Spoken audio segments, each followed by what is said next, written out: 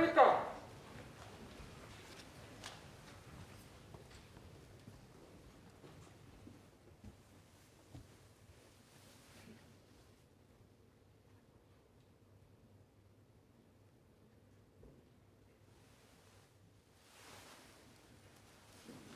Order. The clerk will now proceed to read the notice of motion. Item 1, Budget Statement. A motion standing in the name of the Deputy Prime Minister and Minister for Finance. Deputy Prime Minister and Minister for Finance.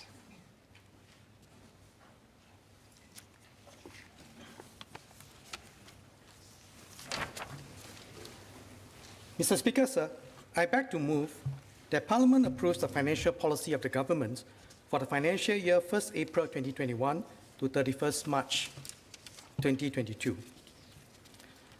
Last year, I addressed Parliament 9 times, over 4 budgets, 2 ministerial statements, and 3 budget roundups. This year, my New Year wish is to have 1 budget. Now, so you would bear with me that this budget speech is going to be very long, and I hope that you stay alert over the next 2 to 3 hours. Now, we've spent a year fighting the COVID-19 pandemic. Last year, in addition to our usual spending, the government committed nearly $100 billion through 5 budgets to support Singaporeans, helped out businesses over this difficult period, and most importantly, keep everyone safe. We faced the worst recession since independence. The pandemic-triggered recession has hit both demand and supply side simultaneously. Singapore's GDP contracted by 5.4% in 2020. The overall budget deficit for financial year 2020 is also the largest since Singapore's independence at $64.9 billion, or 13.9% of GDP. We averted the worst and prevented deep economic scarring and permanent impairment of our economic strengths. Last week, the Ministry of Finance released an interim assessment of the COVID-19 budget measures. Our early findings show that the combination of fiscal, monetary, and transitional measures, mounted as a whole of government's response, has helped avoid a worse recession, avert job losses, and mitigate inequality. Without the fiscal and monetary policy measures, Singapore's GDP would have shrunk by at least 12.4%, more than double the contraction we experienced. These measures are also estimated to save or create 155,000 jobs, on average over 2020 and 2021, preventing the residents' unemployment rate from rising a further 2 percentage points in 2020. Lower-income households received higher levels of support from some of the COVID-19 measures, such as the workfare special payments and grocery vouchers.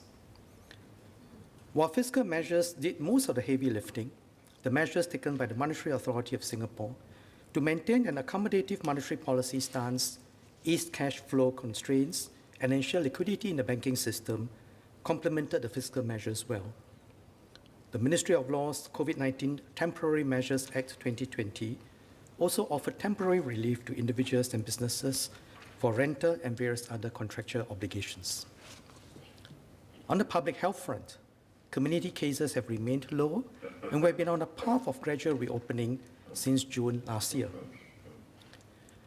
We are able to mount a decisive whole-of-government response to COVID-19 without incurring a huge debt for future generations, because successive generations have built up strong reserves ahead of this crisis.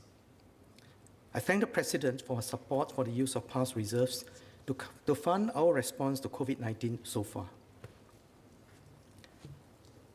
As we reopened our economy, we shifted our measures from containment to restructuring, while continuing our support for Singaporeans, workers, and businesses. We transitioned our broad-based support to more targeted one for firms, especially those in the hardest hit sectors. We introduced measures to preserve core capabilities. We shifted our focus from job retention to job creation and helped workers secure jobs in growth sectors. We set up the Emerging Stronger Task Force, amid the crisis to respond to the new realities. The global battle against COVID-19 is far from over. Many places are still experiencing high levels of infection. The recovery in global economic activity is expected to be long-drawn, highly uncertain, and uneven across sectors and geographies. The arrival of vaccines gives us hope that economies and borders can reopen more quickly. But it is no silver bullet.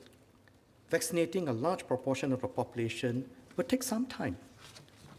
The emergence of more infectious strains, more infectious variants, may raise the threshold for herd immunity and disrupt the resumption of economic activities.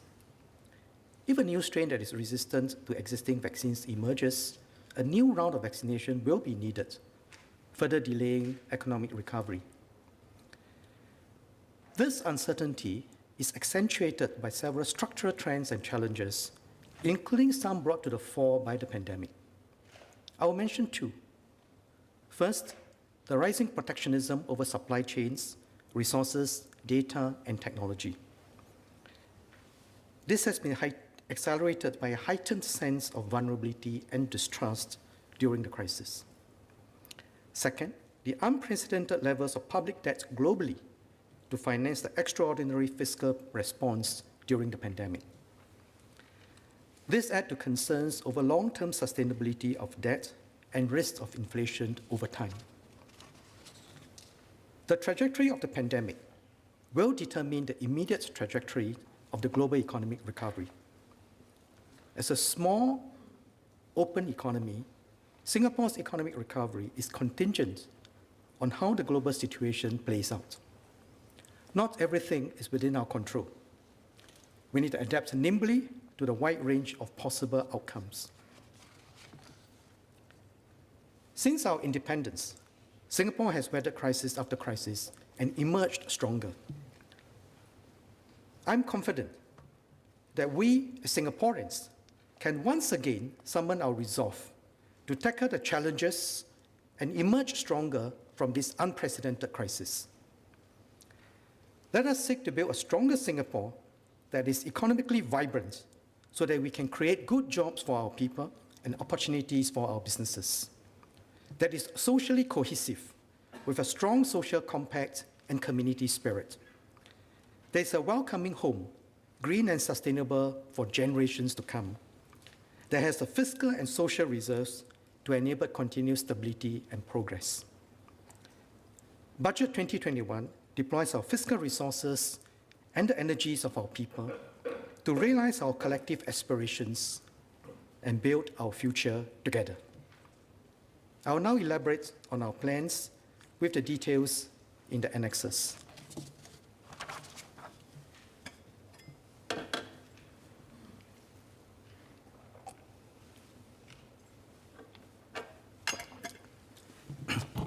Let me first focus on our immediate tasks. The global economy is projected to recover to pre-COVID-19 levels this year, but the recovery is uneven across countries and sectors. The Singapore economy is projected to grow between 4% and 6%, with some sectors growing well and others remaining under stress.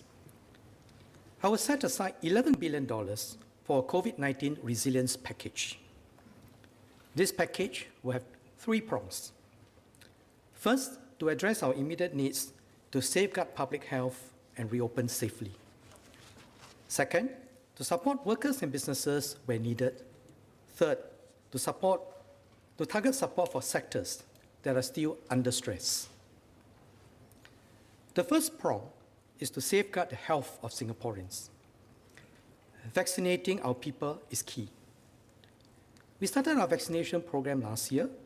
As of 14 February this year, close to 250,000 people have received the first dose of the COVID-19 vaccine, of which about 55,000 have also received their second dose.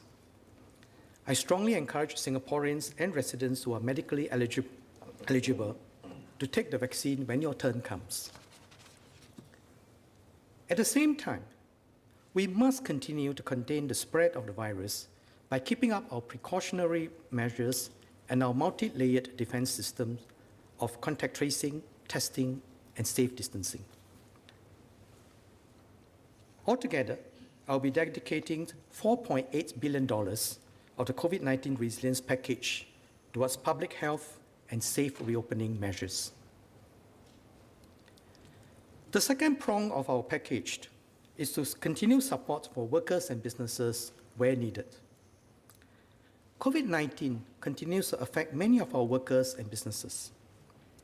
When COVID-19 first hit, I introduced the Jobs Support Scheme, or JSS, with a clear goal to protect jobs and help firms retain local workers. As the situation deteriorated in the ensuing months, I enhanced the wage support level and its duration and brought forward the disbursement timeline. As the situation improved, I tapered support for sectors that were recovering well and extended support to harder hit sectors. So far, we have committed over $25 billion to the JSS and supported over 155,000 employers for up to 17 months. The current tranche will continue to cover wages up to March 2021 for most sectors. I'm heartened that many employers have managed to retain and reskill their workers.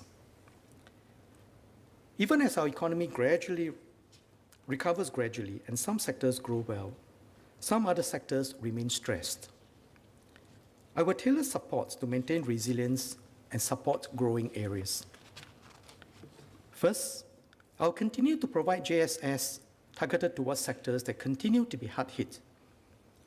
For firms in Tier 1 sectors, aviation, aerospace, and tourism, I will extend JSS by 6 months. Firms in these sectors will receive 30% support for wages paid from April to June 2021 and 10% support for wages paid from July to September 2021. For firms in Tier 2 sectors, such as retail, arts and culture, food services, and built environment, I'll extend JSS for 10% for 3 months, covering wages paid up to June 2021. This excludes segments like supermarkets, which are classified as Tier 3B. For firms in Tier 3A sectors, JSS will continue covering wages up to March 2021, as previously announced. These sectors are generally recovering. Nightlife establishments such as pubs and karaoke outlets are not yet permitted to reopen. They can apply for grants from the Ministry of Trade and Industry and Enterprise Singapore to pivot to other permissible activities or wind down. Overall, the GSS extension will cost $700 million. Second, to facilitate workers moving to jobs in growth areas, I'll be extending specific schemes within the SG United Jobs and Skills package, including the Jobs Growth Incentive and specific traineeship, attachment, and training opportunities. I'll elaborate on this later. Last year, I extended the temporary bridging loan program and the enhanced enterprise financing scheme trade loan to 30th September 2021 to ensure businesses have continued credit access. I also enhanced the enterprise financing scheme to better support loans for local construction projects. These programs have helped many companies in the past year, with more than 20,000 taking up over $17 billion of working capital and trade loans. I hope businesses will make full use of these schemes. The COVID-19 Resilience Package also funds the COVID-19 Recovery Grant, which supports workers who lost their jobs or experienced significant income loss. The grant has been open for applications since 18 January 2021, and more than 5,000 applications have been approved as of 15 February 2021. The third prong of the COVID-19 Resilience Package is to provide more targeted support for the worst hit sectors, which continue to be adversely affected in 2021. They will need help to maintain capabilities and eventually recover. First, for our aviation sector, the recovery in global air traffic will take some time. International borders remain largely closed today. As of end January this year, total passenger movements in Changi were only about 2% of pre-COVID-19 levels. To preserve core capabilities and Singapore's strong position built up over the years, I will provide targeted support and extend cost relief for the aviation sector. This will cost the government $870 million this year. I expect the aviation sector to use this lull to sustain and upgrade its capabilities and to prepare for the recovery. I will elaborate on this later. In our land transport sector, taxi and private car hire drivers have been hard hit by the pandemic and will continue to need support in 2021. They will be supported by the COVID-19 Driver Relief Fund, which we announced previously. I've set aside $133 million for this fund. The arts and culture and sports sectors connect our communities and weave the fabric of our society. These sectors have been deeply affected by the pandemic. I will extend the Arts and Culture Resilience Package and Sports Resilience Package in FY 2021 to support businesses and self-employed persons in these sectors. I will also enhance these packages to support capability developments and sector transformation, to encourage the community to deepen skills, go digital, and transform business models. We look forward to activities resuming with greater vibrancy. I'll set aside $45 million for the extension and enhancements to these packages. The Ministry of Culture, Community and Youth will announce more details on both packages.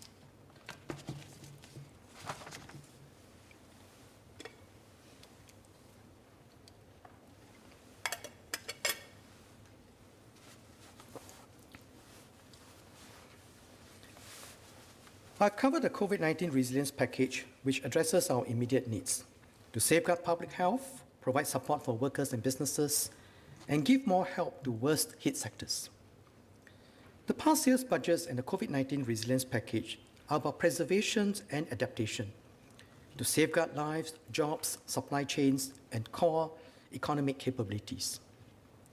From 2021, our focus will be on emerging stronger together. Why is this important? The COVID-19 pandemic has triggered global shifts on the economic, social, and political fronts on a scale arguably greater than the 1929 Great Depression. It has set off new domains for competition and cooperation. It has also accelerated technological advance. To secure our future, we must build new capabilities in our people and businesses and find new ways to work together effectively within and across industries and beyond our shores. While the post-COVID-19 global economic landscape is being reshaped and remains uncertain, we can discern the broad contours.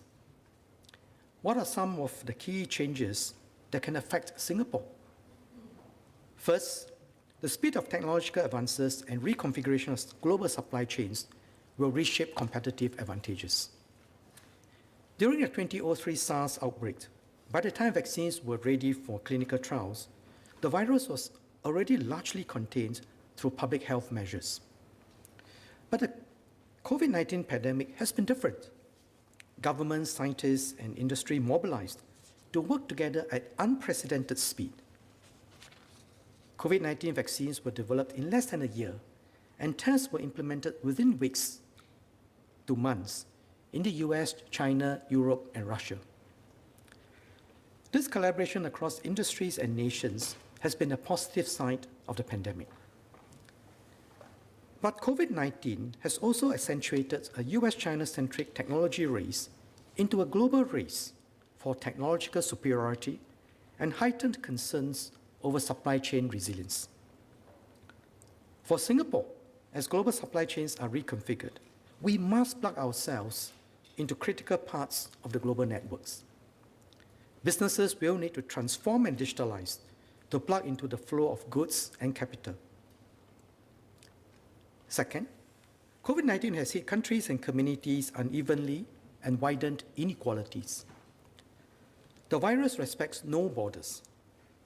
The global economy will remain stunted for as long as there are countries that have yet to suppress COVID-19. This is why Singapore is working with like-minded countries through the COVAX facility to promote global access to the vaccine and help accelerate the resumption of safe travels. Third, this tiny virus has reminded us of the intricate interdependencies of our ecosystem and the importance of sustainability and biodiversity. Our human activities have accelerated changes in our environment. We must work together to safeguard this fragile ecosystem for our future generations and take climate change seriously. In short, these three changes, the changing competitive landscape, rising inequalities, and the importance of sustainability, are all mega shifts that will continue to reshape the world. To stay on top of these changes, we must bring all stakeholders together swiftly to respond to and seize diverse opportunities. So while last year's budgets were tilted towards emergency support in a broad-based way, this year's budget will focus on accelerating structural adaptations. In the face of major changes, we must move from just counter-cyclical fiscal and monetary stabilization policies to structural economic policies to equip our businesses and workers with deep and future-ready capabilities. Like many countries, we have devoted significant resources to preserve lives and livelihoods in the face of this pandemic. But what will continue to distinguish Singapore are our investments for the future. We'll invest in our people so that they can bounce back and be ready for opportunities that arise. And we'll invest in our businesses so that they can innovate, build deep capacities, and seize growth opportunities. Singapore must never stop thinking of the future, even as we respond swiftly to meet current needs. This is how we stay exceptional, and staying exceptional is how we survive. Over the next 3 years, I will allocate $24 billion to enable our firms and workers to emerge stronger. The efforts will span several years, but it is crucial that we start today. This builds on the momentum of the transformation push started 5 years ago when we launched our industry transformation maps. In this financial year, I will focus on how we can move decisively to build 3 enablers for this next phase of transformation to emerge stronger. First, to grow a vibrant business community with a strong spirit of innovation and enterprise, deeply connected with Asia and the world. Second, to catalyze a wide range of capital to enable businesses to transform and scale. Third, to create opportunities and redesign jobs for our people to develop their skills, creativity, and talents. Ultimately, the purpose, the raison d'etre of our economic transformation is to grow opportunities for our people to realize their full potential and aspirations. Let me now elaborate on how we'll invest in these 3 key enablers. As a small, open city-state, Singapore has maintained the vibrancy of our society by enabling the global flow of goods, ideas, capital, and people through our shores. COVID-19 disrupted our fiscal connectivity and accelerated the rise of the virtual and knowledge economy. To emerge stronger, we must deepen Singapore's position as a global Asia node. We'll restore our fiscal connectivity and transform our aviation sector for recovery. We'll also expand our digital connectivity and deepen our capacity to collaborate and innovate with partners around the world. Travel and connectivity have taken a severe hit due to COVID-19, and recovery may be prolonged. In particular, COVID-19 has reshuffled the global web of connectivity and changed the aviation landscape. Airports will be differentiated by their capabilities in securing public health and enabling safe travel. They will need digitalized systems and ability to effectively reroute people and goods. To secure our position as a key aviation hub and maintain Changi's position as a safe, trusted, and well-connected airport for travelers and employees alike, we'll restore Changi's connectivity and invest in on-arrival testing and biosafety systems. This includes the Notarized and Verified system being developed by GovTech through public-private partnerships. For instance, GovTech is working with local startup Affinity on a software that can quickly verify the authenticity of digital COVID-19 test result certificates and vaccination records. Beyond fiscal connectivity, the post-COVID-19 economy will see two key shifts. First, a shift from fiscal to digital modes of transactions across geographical borders. And second, a shift from tangible to intangible assets in value creation. Such intangible assets include the knowledge, networks, and data that businesses can use to create new technologies and innovations. To remain competitive, businesses will need to innovate and collaborate on a global scale. To support our businesses, I will invest in three key platforms. The first platform is a corporate venture launchpad, which will be piloted this year to drive new innovative ventures. This launchpad will provide the co-funding for corporates to build new ventures through pre-qualified venture studios. This is especially useful for larger businesses which want to rekindle a startup mindset within their organizations. One such venture studio which I visited recently is BCG Digital Ventures. They collaborated with Olam, a Singapore food and agricultural multinational, to build Jiva, a farmer services platform. This platform will help farmers in developing countries to increase crop yield, access credit, and connect directly to buyers. This venture helps meet the rising global food demand while uplifting the income of farmers. The second platform is an Open Innovation Platform, or OIP.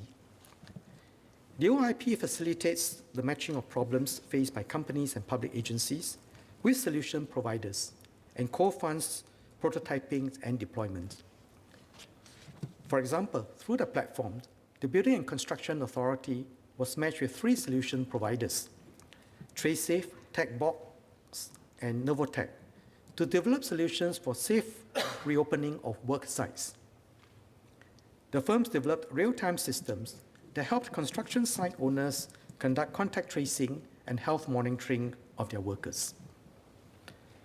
I will enhance the OIP with new features such as the cloud-based digital bench for accelerated virtual prototyping and testing. The third platform I will enhance is a Global Innovation Alliance, or GIA. The GIA serves to catalyze cross-border collaboration between Singapore and major innovation hubs globally. Since its inception in 2017, over 650 students and about 780 Singapore businesses have taken part in innovation launchpads overseas. 40% of this were in Southeast Asia. Last year, despite the pandemic, there were over 100 potential business matches between Indonesian and Singapore-based companies. WaveScan, a Singapore startup specializing in sensor technology, tapped on GIA and formed a partnership with ALI Technologies, a company in Japan specializing in unmanned miniature aircrafts. WaveScan also attracted investments from Live and Nest, a GIA operating partner in Tokyo. The GIA network currently has 15 city links, including 4 Southeast Asian cities: Bangkok, Ho Chi Minh City, Jakarta, and Manila. I will expand it to more than 25 cities around the globe over the next 5 years. The GIA will also be enhanced through the inclusion of the Co-Innovation Program.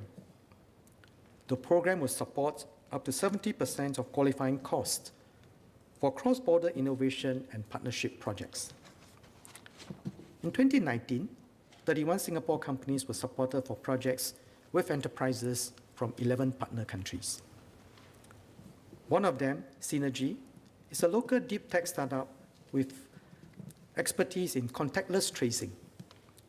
Through the co-innovation program, Synergy partnered with Bio, a French multinational, to co-develop contactless charging systems for forklifts. As businesses innovate, they will create intellectual property and intangible assets, or IP and IA. They will need to identify and protect, value and manage, and commercialize this. To support businesses in commercializing the fruits of their innovation, we are developing the Singapore Intellectual Property Strategy 2030.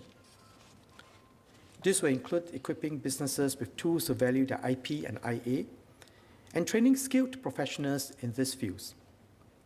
The Intellectual Property Office of Singapore will announce the details on World IP Day in April.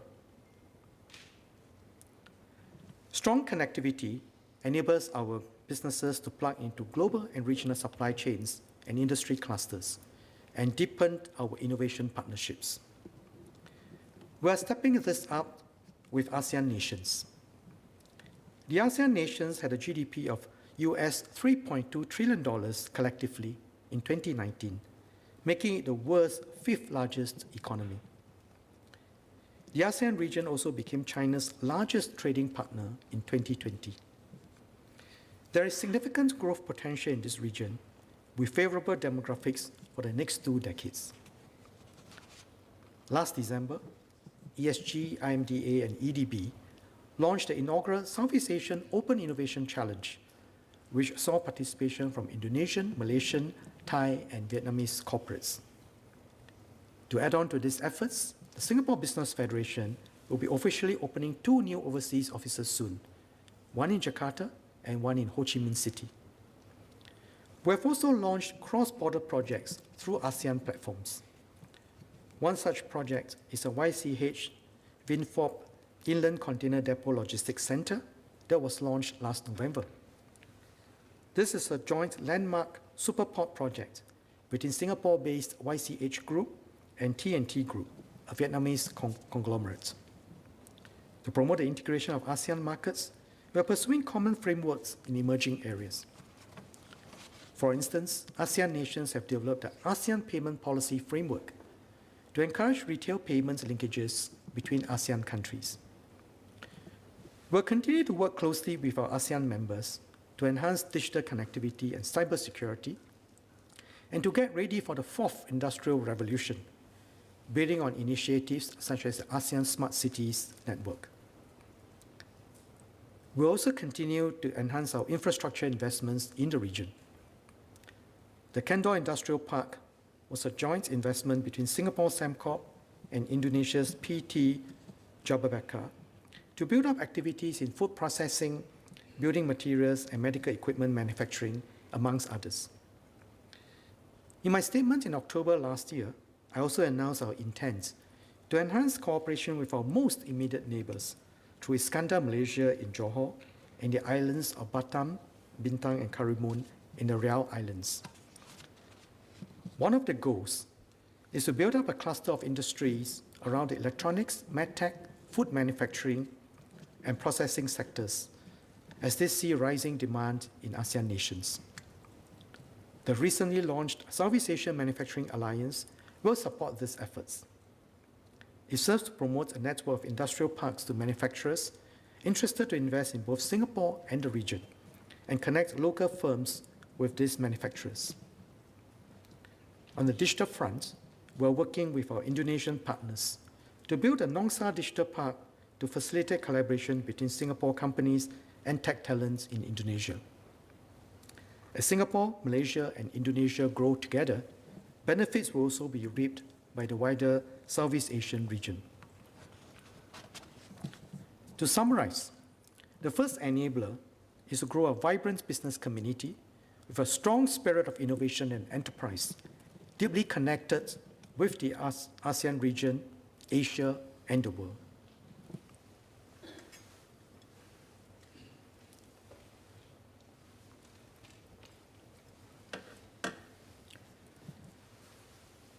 The second enabler is to catalyze a wide range of capital to co-fund and enable businesses, from startups to small, medium, and large enterprises, to innovate, transform, and scale. Businesses have had to preserve cash flows during these uncertain times. Yet it's precisely during these extraordinary times that those that are ready to seize new opportunities will emerge stronger. To catalyze the flow of capital and bridge market gaps, the governments will step up risk-sharing arrangements with providers of capital and provide grants to support businesses at various stages of growth. First, for high-growth enterprises, including startups, I will ensure that they continue to have access to financial capital by extending and enhancing the Enterprise Financing Scheme Venture Debt Program. From 2016 to 2019, we have seen an annualized growth rate of 44% in the amount of early-stage funds raised for promising enterprises. Our ecosystem of budding entrepreneurs and venture funds is growing. As part of the Venture Debt Program, the government shares up to 70% of the risk on eligible loans with participating financial institutions. I will continue to support this program and increase the cap on loan quantum supported from $5 million to $8 million. With this, we expect about $45 million of venture debt to be catalyzed over the next year. Second, more mature enterprises, from micro and small to medium and large enterprises, should also invest in new and emerging technologies to sharpen their competitiveness. To encourage them to do so, the governments will co-fund their adoption of digital solutions and new technologies. The new Emerging Technology Program will co-fund the cost of trials and adoption of frontier technologies like 5G, artificial intelligence, and trust technologies. This will support commercialization of innovations and diffusion of technology platforms. To help firms to identify and adopt digital solutions, the Chief Technology Officer, or CTO as a Service initiative, will provide access to professional IT consultancies. The new Digital Leaders Program will also support promising firms in hiring a core digital team and in developing and implementing digital transformation roadmap. Beyond these initiatives, I will also extend the enhanced support levels of up to 80% for existing enterprise schemes, such as the Startup SG program, Productivity Solutions Grants, Market Readiness Assistance, and Enterprise Development Grant to end March 2022. Including these enhancements, I'm setting aside $1 billion for these schemes. In the coming years, a critical part of business transformation will be in job redesign. With technological advances, many tasks that are fiscally demanding or repetitive can be better done by machines. With an aging workforce, we must leverage technology to develop senior-friendly workplaces. An example is a household name, Tim Ho Wan, working with NTUC's E2I. It modernized what was previously tedious manual ordering, tabulation, and reporting, saving 20 to 30% in man-hours. To ensure productivity gains are shared with employees, E2I also negotiated with the company to increase the salary of impacted older staff. To support businesses in redesigning jobs, I will enhance the Productivity Solutions Grant Job Redesign by raising the government's co-funding ratio from 70% to 80% till end March 2022. To support the growth of local companies, the government has partnered equity firms to provide growth capital for companies to transform and scale. Thus far, we have largely focused our efforts on small and medium enterprises, or SMEs, with annual revenues of up to $100 million. Companies of this scale traditionally lack attention from private equity players, while larger enterprises tend to have the means to raise capital. However, changes to the global economic landscape and financial markets have made it harder for large local enterprises, or LLEs, to attract private equity. This may mean missed opportunities for companies with strong fundamentals to plug into new areas, as supply chains are reconfigured. Our LLEs have good fundamentals. Over the years, many have expanded overseas, projecting the Singapore brand as a trusted and reliable partner. To ensure growth capital is available for LLEs that are ready to transform or expand overseas on a larger scale, I will complement existing grants and loans and support them through equity investments, tapping on market players to ensure commercial discipline. I will set aside $500 million to be co-invested with Temasek in a local enterprises funding platform to be managed commercially. Temasek will match the government's funds on a one-for-one basis, so the platform will have $1 billion available for its investments. The platform will invest in non-control equity and mezzanine debt of selected LLEs, which are willing to work with the fund manager to pursue their next phases of growth. Temasek will bring its strong commercial discipline to this partnership. The Ministry of Trade and Industry will provide more details on the fund later. I've touched on our support for companies, from high growth to more mature enterprises, from SMEs to large local enterprises. The company is the basic economic unit. Each company's transformation is necessary, but we can reap the full benefits of transformation when we transform the entire value chain. So for the next phase of our industry transformation, I will focus on the transformation of entire value chains, where each player in the chain works together to integrate and digitalize processes and upskill their workers. We'll build on the alliances for action and begin with a few alliances first. We'll start with the built environment sector, where I will launch the Growth and Transformation Scheme, or GTS. Since the launch of the Construction Industry Transformation Map in 2017, the government has made a big push to drive transformation in the built environment sector. Firms have adopted new ways of doing things, such as the Design for Manufacturing and Assembly, or DFMA, and Building Information Modeling. Adoption for DFMA technologies has doubled from 19% in 2017 to 39% in 2020. But it can be much better.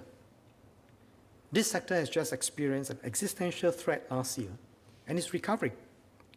Developers, consultants, and contractors now realize the urgency to radically improve productivity and reduce the reliance on labor-intensive methods.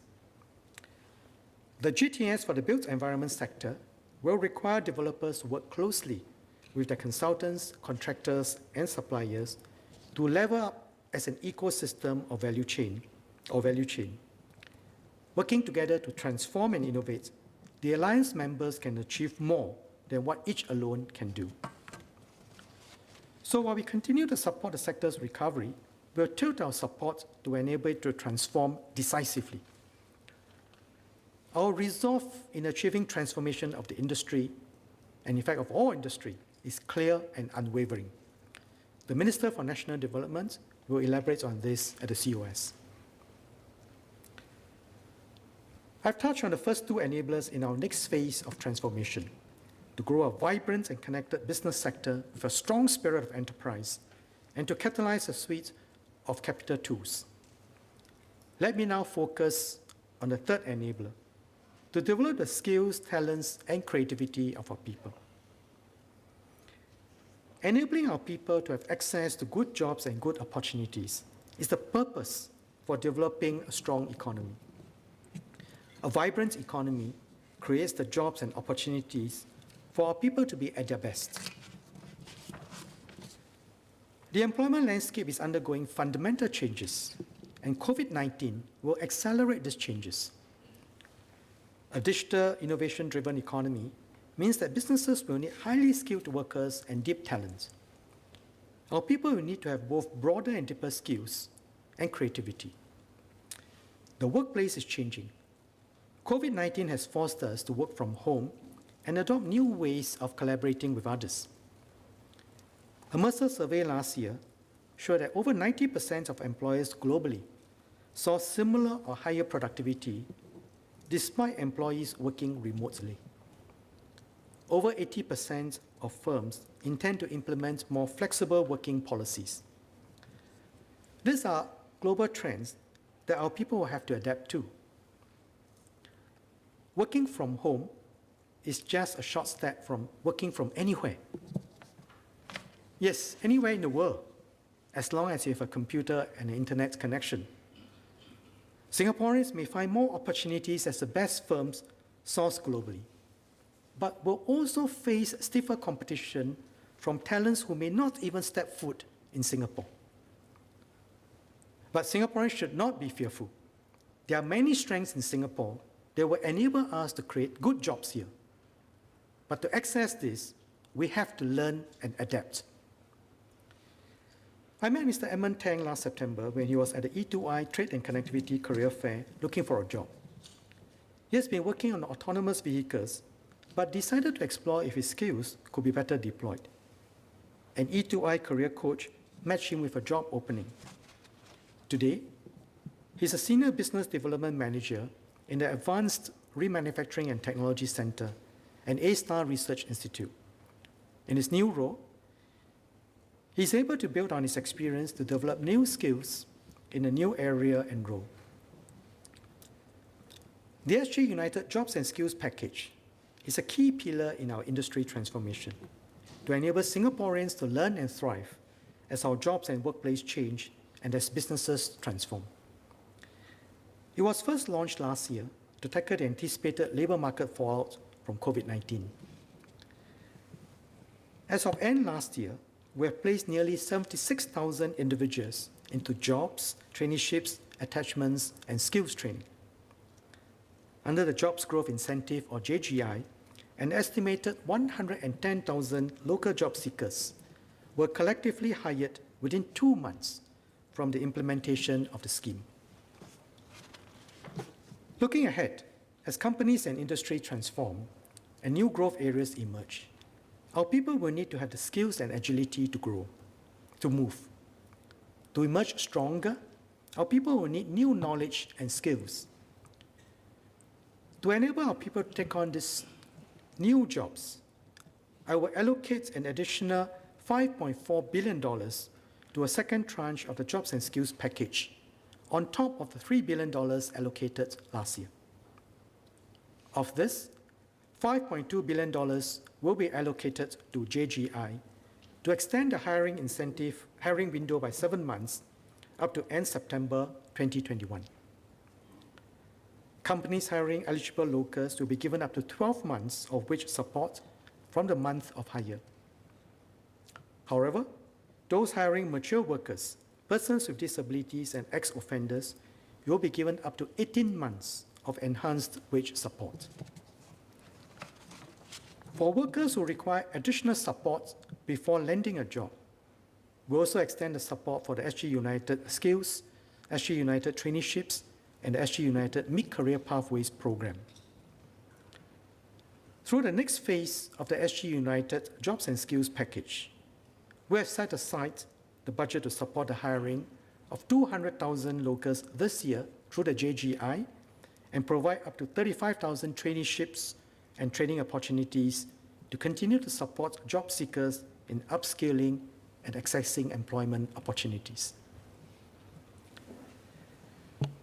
As we head into a more technologically intensive and innovation-driven economy, we must also groom leaders in innovation and enterprise, especially in deep technology areas.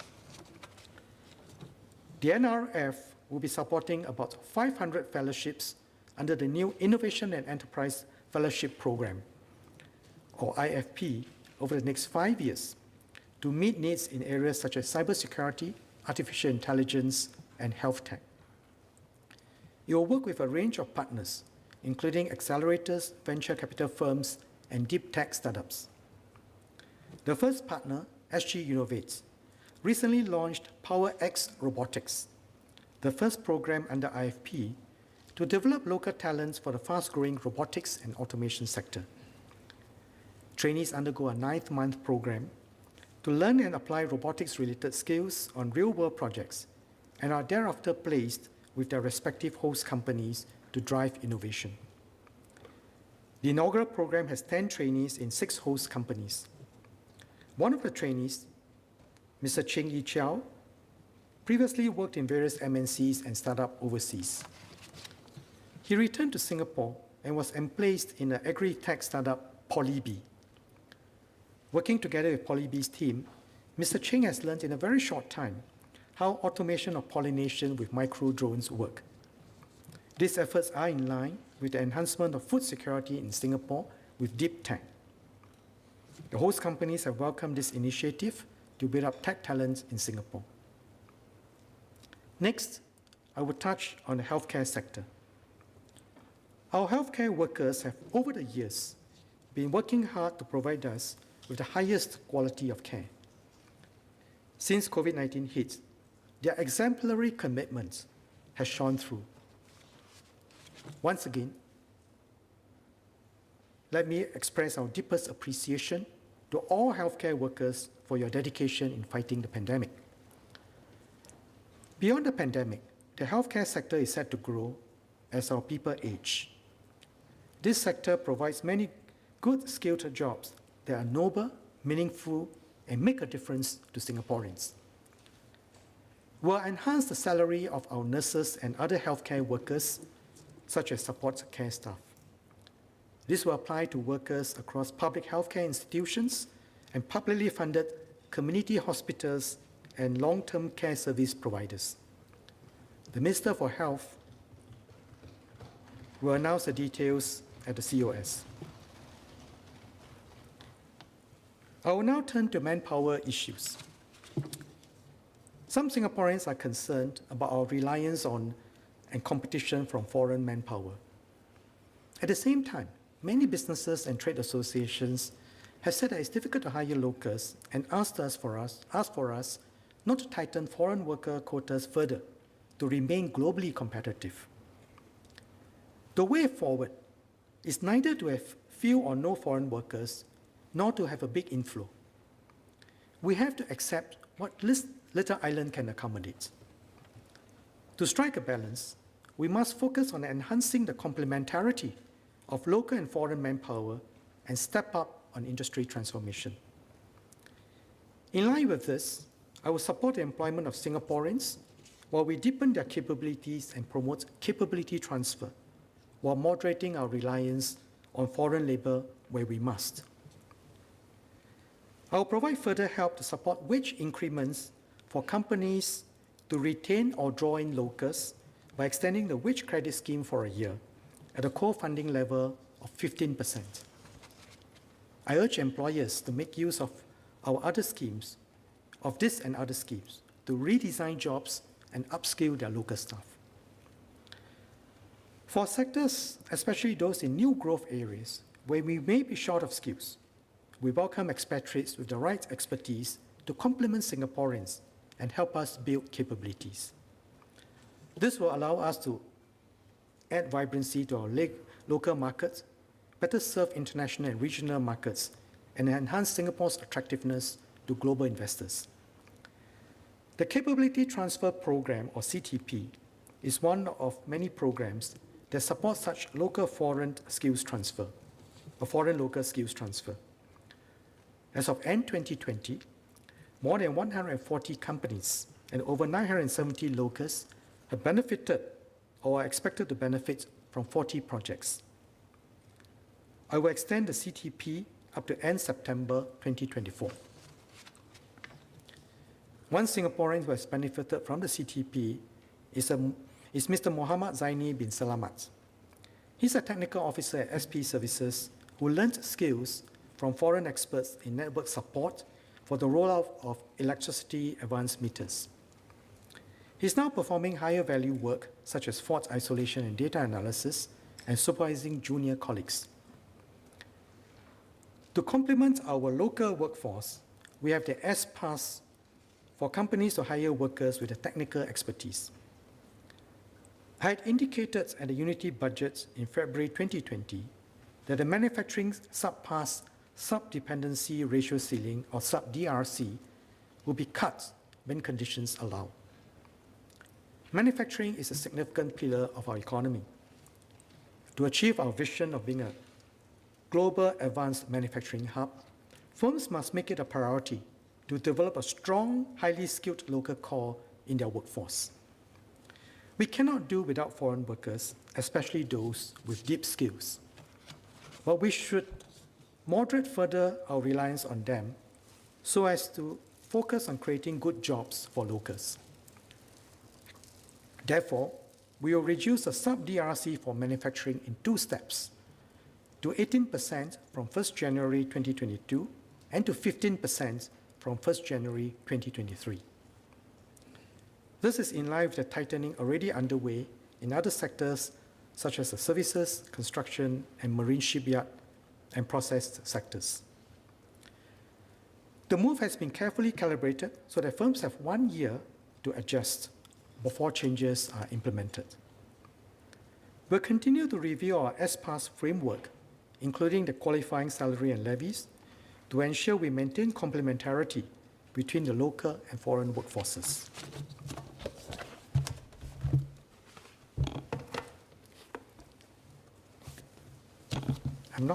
I think I'm somewhere halfway, but maybe a little, the second file is a little fatter.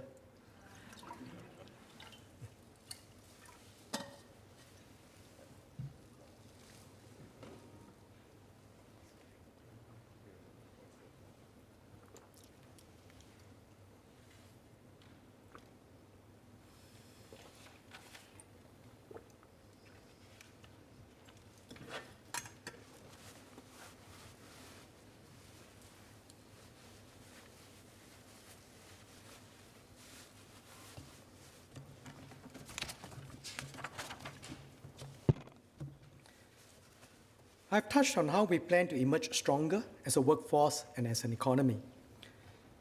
Beyond economic opportunities, what is fundamental is our sense of purpose and our sense of togetherness.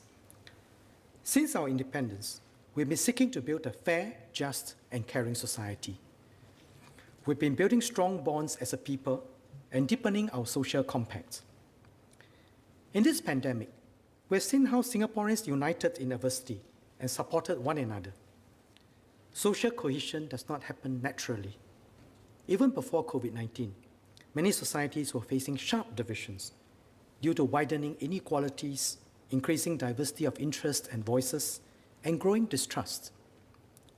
The pandemic has deepened the cracks in many societies. Singapore is not immune to these challenges.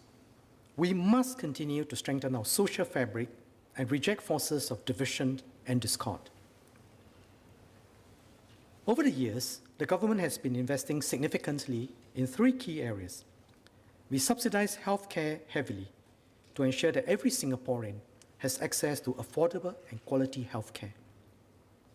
We invest in education to ensure that every Singaporean has access to opportunities to maximize their potential, regardless of their starting point in life. We promote home ownership with significant subsidies for public housing.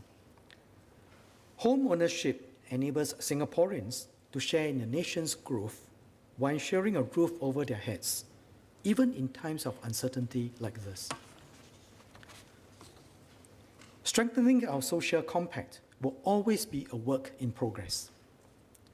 As we recover from this crisis of a generation, let us strive to emerge stronger as a society. In June last year, we launched the Emerging Stronger Conversations in the midst of the pandemic. I thank the 17,000 individuals who participated and shared their views. I'm glad that many expressed their wish for a fair, equal, and caring society, with more support for vulnerable groups, such as lower-wage workers and persons with disabilities.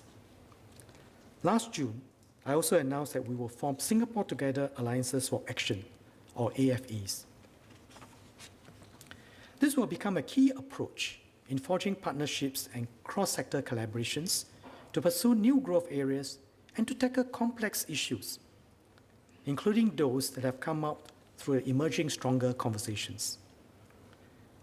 Within 8 months, 15 AFAs have been formed or announced, alongside other existing partnerships and collaborations. Going forward, the National Council of Social Service and SG Enable will also form an AFA on support for caregivers of persons with disabilities. This AFA will build on the good work of our community partners and individuals and harness our resources and creativity to co-create solutions to improve support for caregivers. The Minister for Social and Family Development will announce details at the COS. We expect more AFAs to be announced in the months ahead. In the 5 budgets last year, we brought immediate relief and support for families and workers, looking out especially for those who were more badly affected. For families, we provided a care and support package and the solidarity payment, which benefited all Singaporeans, regardless of income or housing type, with more for the less well-off. For workers, we implemented the COVID-19 support grant, the Self-Employed Person Income Relief Scheme, and a temporary relief fund. For the vulnerable groups, we dispersed a workfare special payment to lower-income workers. Grocery vouchers and additional GST voucher use safe provided further support for lower-income families. As the economic situation remains uncertain, I will introduce a household support package to provide additional support to families. First, for lower and middle-income households. All Singaporeans who are eligible for GST voucher cash will receive an additional one-off GST voucher cash special payment of $200. This is on top of the regular GST voucher cash payment.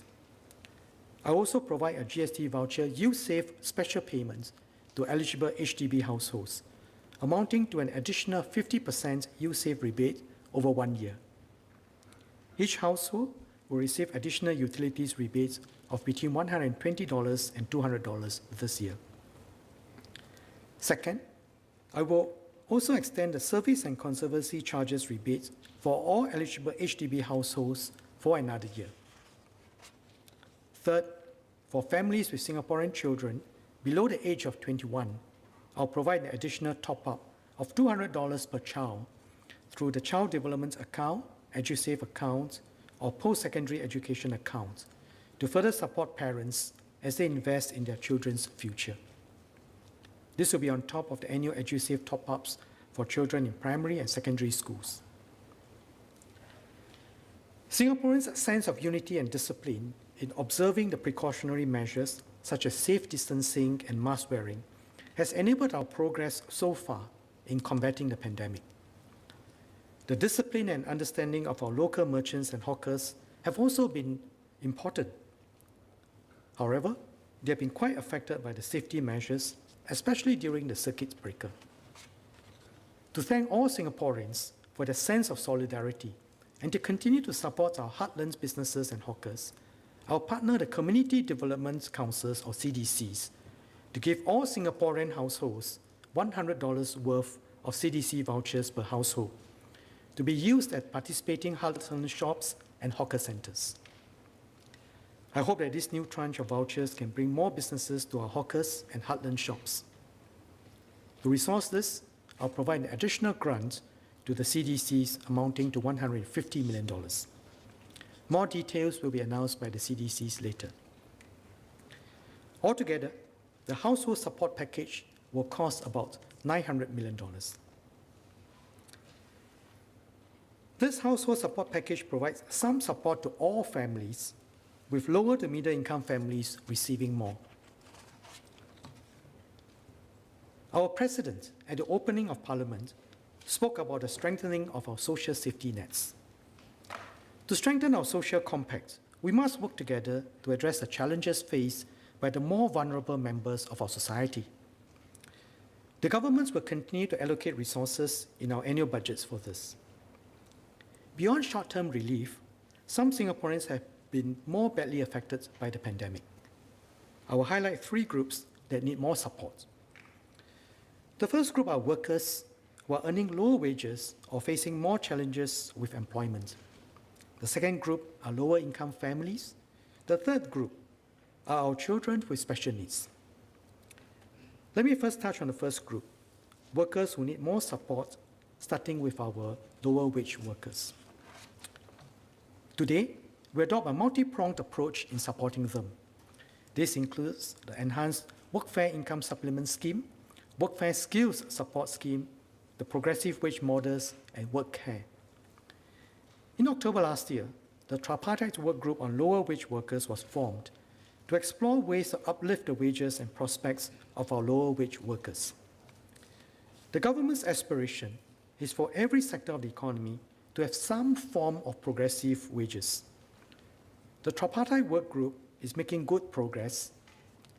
The Ministry of Manpower will provide details on the approach for expansion later. Next, our older workers may also need more support. The government has been exploring ways to enable workers to continue working if they want to. PM announced at the National Day rally in 2019 that we will raise the retirement age and re-employment age to 63 and 68 respectively in 2022, with the government and labour movement effective this a year earlier in 2021. To help businesses adjust, I introduced a senior worker support package in the Unity budget last February. I'm happy that the take-up rates for senior worker early adopter grants and part-time re-employment grants, two key components of the senior worker support package, have exceeded expectations. I thank our businesses for supporting your employees who wish to work longer. To support more companies to move earlier to raise their retirement and re-employment ages, I will increase the budget allocation for the senior worker early adopter grants and part-time re-employment grants by over $200 million. The Ministry of Manpower will provide more details. Another segment of workers who may face greater challenges in securing and retaining jobs are persons with disabilities or PWDs. To encourage employment and training of PWDs, MSF announced 2 weeks ago the creation of 1,200 new job and training opportunities for PWDs. This builds on the various initiatives to boost employment for PWDs, such as the Open Door program and the Enabling Employment Credit. I've touched on the segments of workers who need more support. The second group of Singaporeans who have been badly affected by the pandemic are our lower income families. MSF has been working to strengthen social service delivery and provide holistic support for our lower income families.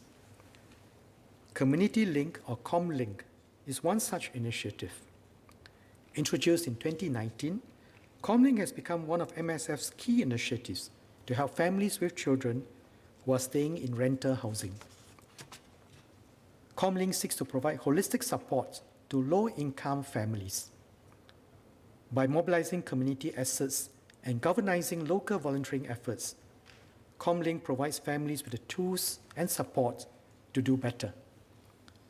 MSF also ensures that ComLink is coordinated with other initiatives, such as Uplift and Kickstart, to provide families with seamless, holistic support.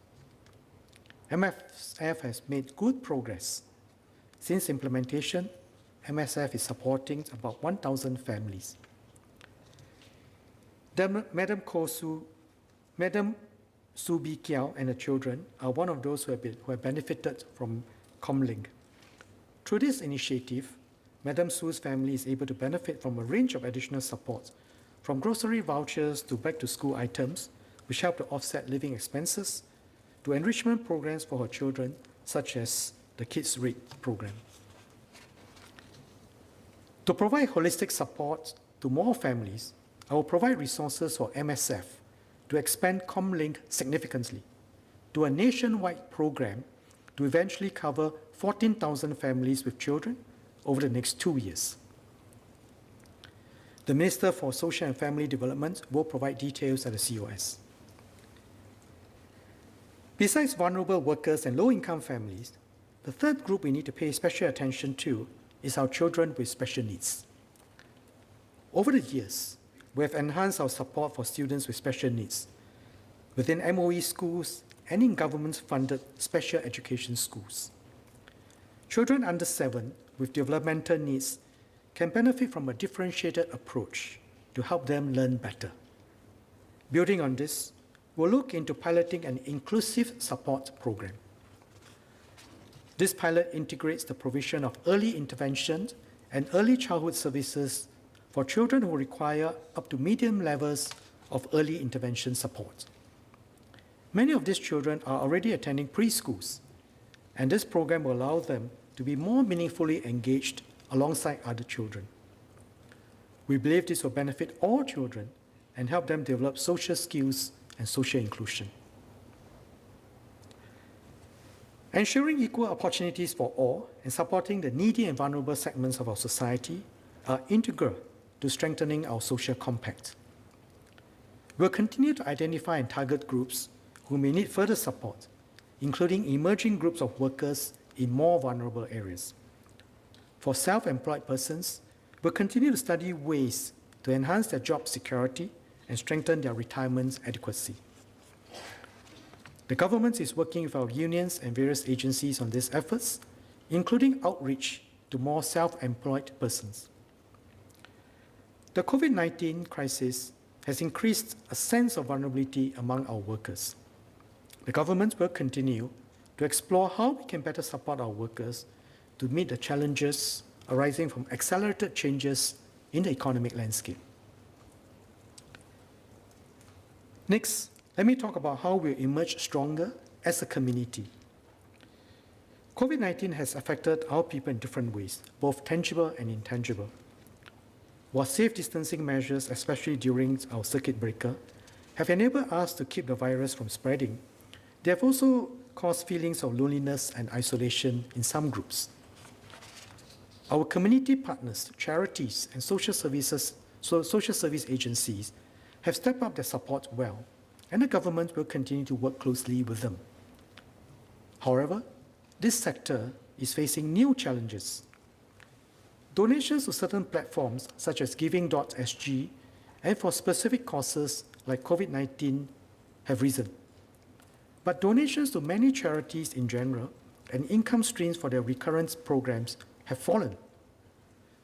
Some charities even had to dip into reserves to keep operations going. This affects the help that goes to those who need it. I encourage individuals and corporates to do more for our charity sector if you can. The government has been playing its parts. We have a multi-pronged approach to encourage charitable giving. This includes tax incentives for donations made to institutions of a public character or IPCs and government grants that match donations raised. As it stands, the current level of 250% tax deduction on donations to IPCs in Singapore is high compared to other jurisdictions. However, this is set to lapse at the end of 2022. To encourage Singaporeans to give back to the community and to provide strong support for the charity sector in this time of crisis, I will extend the 250% tax deduction for donations to IPCs for another 2 years until the end of 2023. I will also extend the additional government support for Tote Board's enhanced fundraising program by 1 year. Charities can apply to receive dollar-for-dollar matching on eligible donations, which are raised from projects in FY 2021 up to a cap of $250,000 per applicant. This includes donations raised through approved digital platforms. I hope the additional support will help tide our charities over the crisis to enable them to do their good work to support the vulnerable in our community. In particular, the community chest or ComChest plays a critical role in raising funds for many social services agencies, including for programs that uplift lower income families such as Gst. To encourage more giving during these challenging times, I will support the ComChest in 2 ways. First, I will extend ComChest Share as One matching period to FY 2023. The Share as One scheme provides dollar-for-dollar matching for new and additional donations through the Share program, which enables corporates, employees, and individuals to commit to regular giving. Second, I will set aside $20 million for a new Change for Charity grant. There is potential for businesses to do more to facilitate spontaneous acts of daily giving, for example, by encouraging their customers to make donations at the point of transaction. The grant will match ComChair's donations raised through this new initiative. The grant also co-funds one-off development costs needed to integrate or enhance donation functions onto businesses' payment platforms. The Minister for Social and Family Development will share details at the COS. Besides philanthropy, we also seek to encourage volunteerism. Businesses can play an important role in kickstarting their employees' volunteering journey. Singtel is an example of a strong corporate advocate for employee volunteerism. From supporting children and youth with special needs to enabling digital inclusion for the older generation, Singtel volunteers have been actively engaging the community they serve. This year, Singtel employees have been volunteering at senior activity centers to teach seniors how to use smartphones and equip them with basic digital skills to stay in touch with loved ones online and make cashless payments. To encourage more corporate volunteerism, I will extend the Business and IPC Partnership Scheme for another 2 years until the end of 2023. I encourage our corporates to partner our IPCs. Together, we can make a bigger impact to meet the diverse needs of our community.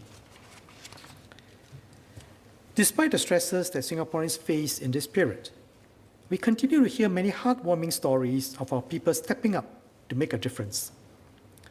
I recently met a group of Singaporeans who came together in the early days of the pandemic to set up NLab, a surgical mask manufacturing facility in Singapore. The core group served NS together. They put in close to $1 million of their own capital to design and manufacture masks and donated many masks to the community. This is a good example of SG Together, where we come together to make a difference. It is also a testament to the enduring value of NS. I hope these acts of kindness will inspire more people to come forward. Apart from national level efforts by the community, voluntary organizations, corporate partners, and individuals enable us to meet the diverse needs of different groups who need support, especially at the last mile.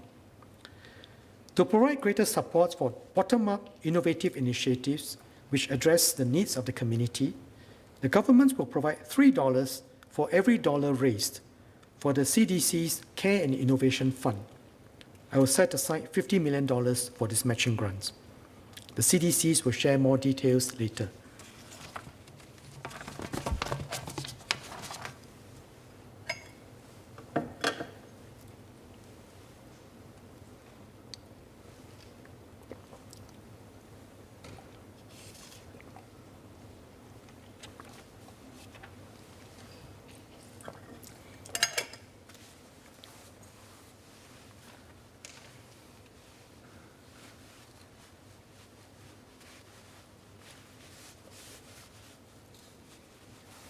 The tax measures are coming at the end, so I will see whether I can stretch it beyond 5.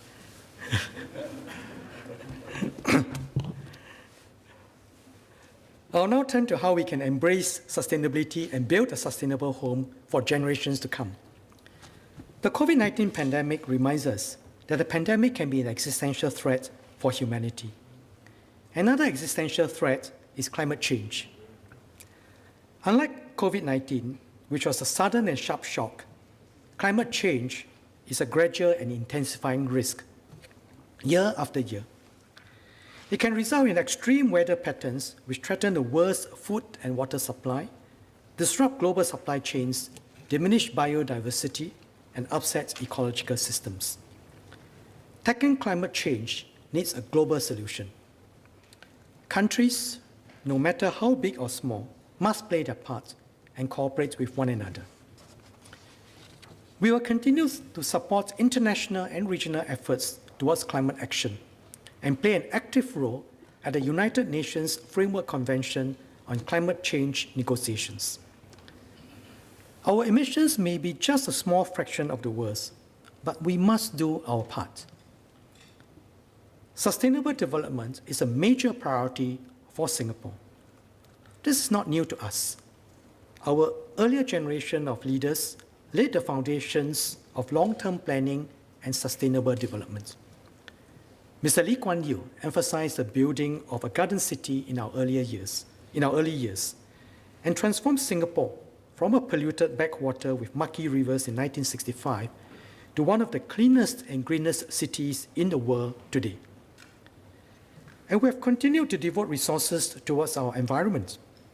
Over recent budgets, the government has put together plans to tackle climate change and translated them into action. To improve air quality, we restructured diesel tax in 2017 and 2019. We introduced a carbon tax and passed the milestone Resource Sustainability Act in 2019 to encourage enterprises to reduce their greenhouse gas emissions and work towards becoming a zero-waste nation. And in 2020, we enhanced our nationally determined contribution, a commitment to further limit our emissions as part of the Paris Agreement. We also announced our long-term low-emissions development strategy, which sets out our plans for mitigating and adapting to climate change to 2050 and beyond. We will build on our strong foundations and run a national movement to build a sustainable Singapore for all generations. As the Minister for Sustainability and the Environment said in our recent debate on a motion to accelerate and deepen efforts against climate change, sustainability is a journey, not a destination. Our work to achieve sustainable development is never done. Last week, we launched the Singapore Green Plan 2030. This is an ambitious long-term plan that builds on ongoing efforts to secure a green, livable, and sustainable home for generations of Singaporeans to come. Various government agencies are working in concert. For example, MND is bringing even more greenery to our island home and transforming Singapore into a beautiful city in nature, while building up carbon sinks by extending nature throughout our island. MOT is pressing on with our efforts to become a car-light society by improving public transport, encouraging active mobility, while discouraging pollutive vehicles. MOE is strengthening our education on sustainability practices among our young. MSc and MTI are leading a push to become more energy and resource efficient, develop the green economy and jobs, and invest in urban solutions. This is a whole of society effort to meet a global challenge. But it is not without constraints and trade-offs. Costs and benefits of projects will change as climate cost is factored in and as technology advances. We must continue to stay open and adaptive and carefully balance our development objectives with sustainability considerations. Technology is one such game changer and will open new possibilities. We harness technology to overcome our water and land constraints and will do the same for climate change. For example, under the Cities of Tomorrow R&D program, researchers from A*STAR and HDB led the development of the Integrated Environmental Modeler. This is a tool incorporating wind, solar irradiance, shading, and environmental noise to forecast how these factors can affect the thermal comforts for residents. It has been used by our urban planners in the planning of Tengah Housing Estate to maximize thermal comfort for residents. Urban solutions and sustainability will be a focus area under RIE 2025, with investments going towards research to help us build a more sustainable and livable environment. One promising story of innovation by our entrepreneur is the Aquaculture Centre of Excellence, which has innovated and patented EcoArc with funding support from the Agriculture Productivity Fund. With advanced aquaculture technologies, EcoArc is able to produce 20 times more output than the average in coastal fish farm.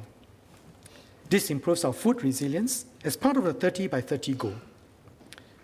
To continue supporting technology adoption in the agri-food sector, I will set aside $60 million for a new agri-food cluster transformation fund. This will replace the Agriculture Productivity Fund. The Minister for Sustainability and the Environment will elaborate at the COS. Technology is also changing the future of transport. While we are going car light, we can further reduce emissions by switching to cleaner energy vehicles. Electric vehicles, or EVs, is the most promising clean energy vehicle technology today. Last year, I announced the expansion of Singapore's public charging infrastructure for EVs. We will accelerate the development of our EV charging infrastructure to better support the growth of EVs in the next decade. We aim to deploy 60,000 charging points at public car parks and private premises by 2030, more ambitious than our previous target of 28,000. To catalyze partnership between the public and private sectors, I'll set aside $30 million over the next 5 years for EV-related initiatives, such as measures to improve charging provision at private premises. To further encourage the early adoption of electric vehicles, we will narrow the cost differential between electric cars and internal combustion engine cars or ICE cars. I will lower the additional registration fee floor to 0 for electric cars from January 2022 to December 2023. This enables mass market electric vehicle car buyers to maximize the rebates from the EV early adoption incentive. I will also revise the road tax treatment for electric cars by adjusting the road tax bands so that a mass market electric car will have road tax comparable to an ICE equivalent. The Minister for Transport will provide details at the COS. In tandem, we will further discourage the use of internal combustion engine vehicles. Singapore has taken steps to reduce vehicular emissions, and we have seen positive outcomes. In 2017 and 2019, we restructured diesel taxes to shift away from an annual lump sum tax towards a usage-based tax system. Taxi companies, in particular, have made strides in shifting towards petrol hybrid and electric taxis, with the proportion of diesel taxis in their fleet halving from 86% in 2015 to 42% in 2020. Usage-based tax has helped shape consumer behavior towards a more efficient use of fuel or environmentally friendly alternatives. To build on the momentum, I will raise petrol duty rates. For premium petrol, the duty will be raised by 15 cents per litre. For intermediate petrol, the duty will be raised by 10 cents per litre. These changes will take effect today. To ease the transition for Singaporeans, especially for those who rely on their vehicles for their livelihood, I will provide this support. For motorcycles using petrol, I will provide a 60% road tax rebate to all motorcycles for 1 year. In addition, individual owners of smaller motorcycles up to 400cc will receive $50 or $80 in cash, depending on engine capacity. For active taxi and private car hire drivers using petrol and petrol hybrid vehicles, I will provide a petrol duty rebate of $360, given out over 4 months. This is in addition to a 1-year road tax rebate of 15% to all taxis and passenger cars using petrol.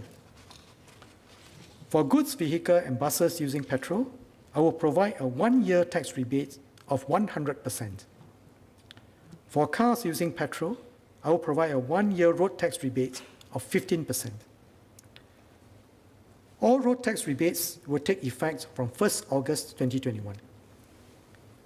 The additional petrol duty rebates for motorcycles, taxis, and private car hires will be introduced by the middle of 2021. More details will be released by LTA in April. Taken together, these measures will offset about 1 year of petrol duty increases for taxis and motorcycles, and about 2/3 for commercial vehicles and cars. Most of the expected revenue increase from the petrol duty changes in the coming year will be given out through the offsets estimated to cost $113 million. Climate change is real and urgent. We must act now. Behavioral changes take time. COVID-19 has also given us an opportunity to change work and travel habits as remote and flexible working arrangements become more common. We must lock in these behavioral shifts. A car-like society will continue to be our main goal. Public transport is, after all, the cleanest and most energy-efficient mode of transport. The government has been investing heavily in public transportation and enhancing public transport connectivity. Within this decade, we'll be spending more than $60 billion to expand and renew our rail network. Overall, these measures will work towards reshaping our transport footprints towards cleaner transport. Sustainability efforts require capital. Green finance will be an important enabler. The government will take the lead by issuing green bonds on select public infrastructure projects. The issuance will serve as a reference for the Singapore dollar corporate green bond market, including the standards and framework applied and yields achieved. As an international financial center, Singapore can catalyze the flow of capital towards sustainable development, not just in Singapore, but in Asia. MAS has been driving Singapore's Green Finance Action Plan to develop green finance solutions and markets for a sustainable economy. The issuance of green bonds by the government will build on these efforts by deepening market liquidity for green bonds, attracting green issuers, capital and investors, and anchoring Singapore as a green finance hub. We have identified up to $19 billion of public sector green projects as a start. One such green project to be financed with green bonds is Tuas Nexus. Tuas Nexus integrates waste and water treatment facilities and maximizes energy and resource recovery in the solid waste and used water treatment processes. I've talked about our two key enablers of our Singapore Green Plan, technology and capital. A third key enabler is the actions of our people, what you and I do in our daily lives. The government will lead by example. In fact, we've been doing so under the public sector taking the lead in environmental sustainability initiative. Ministries have charted out plans to meet resource targets, such as reducing their electricity and water consumption and achieving green mark standards for our buildings. Some agencies, including the Ministry of National Development, Home Team Academy, and Temasek Polytechnic, are switching to low global warming potential refrigerant chillers ahead of the mandatory adoption in end 2022. This will reduce 24 kilotons of carbon dioxide emissions, equivalent to the annual emissions of about 7,400 cars. The public sector will do more. As part of the Singapore Green Plan 2030, the government will be committing to more ambitious goals under the GreenGov.sg initiative for the public sector. This gives renewed focus to the public sector's contribution towards national sustainability goals and reminds all public officers that sustainability must be at the core of our work.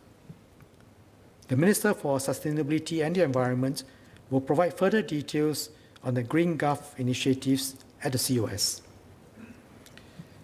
I also urge businesses and households to play their part in protecting our environment. In Budget 2018, we announced a carbon tax level of $5 per tonne of greenhouse gas emissions from 2019 to 2023 to be increased to between $10 and $15 per tonne by 2030. Since then, the effects of climate change have intensified, and global momentum to address climate change has accelerated significantly. Countries' climate ambitions have increased, with the number of countries with net zero targets increasing from 4 at the end of 2017 to 57 at end 2020, including Singapore. On Singapore's part, we enhanced our 2030 nationally determined contribution and submitted our 2050 long-term low emissions development strategy under the Paris Agreement in March 2020. We are working towards achieving our long-term net zero aspirations as soon as viable. This House has acknowledged that climate change is a global emergency and has called on the government to take stronger climate actions. So we are in a new situation today. As a responsible member of the international community, Singapore will be expected to do more, along with other countries, as climate change issues take on greater gravity. We will therefore review the trajectory and level of the carbon tax post-2023 in consultation with industry and expert groups. Up until 2023, the carbon tax level will be maintained at $5 per tonne of greenhouse gas emissions as previously announced. This will provide businesses with certainty in the current challenging economic climate. An appropriate carbon tax level is one of the key levers to spur the reduction of our carbon footprint, promote industry innovation and green growth, while maintaining Singapore's overall economic competitiveness. We will announce the outcomes of the review at Budget 2022 to give time for businesses to adjust to any revisions in the carbon tax trajectory. As demand for green products and technologies increase globally, businesses can seize new opportunities for growth. An example is Dura Power, a battery technology and energy storage solutions company that I visited 2 weeks ago. Dura Power is working with NTU as one of their global research partners to develop high energy density lithium-ion battery cells that are lightweight and have higher power density for fast charging capabilities in EVs. The batteries by Dura Power are used in more than 45 cities in over 20 countries across the world. It is now diversifying into marine and stationary energy storage segments and further expanding overseas. The government will support our businesses to seize new opportunities in the green economy. We'll be launching the Enterprise Sustainability Program. This will help enterprises, especially SMEs, use resources more efficiently and develop new green products and solutions. MTI will announce more details later. Last but not least, I encourage all Singaporeans to play our part. I'm glad that our youth have been especially passionate about this cause and want to be part of this effort.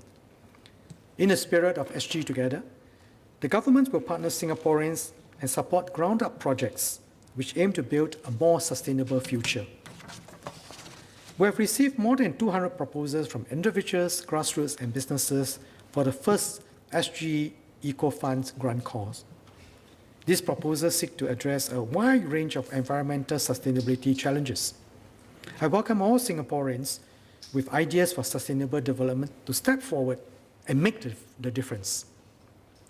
Ultimately, building a green Singapore will require a whole of society effort, and I hope that we can harness the ideas and energies of the public, private, and people sectors. Together, we can build a sustainable home for all.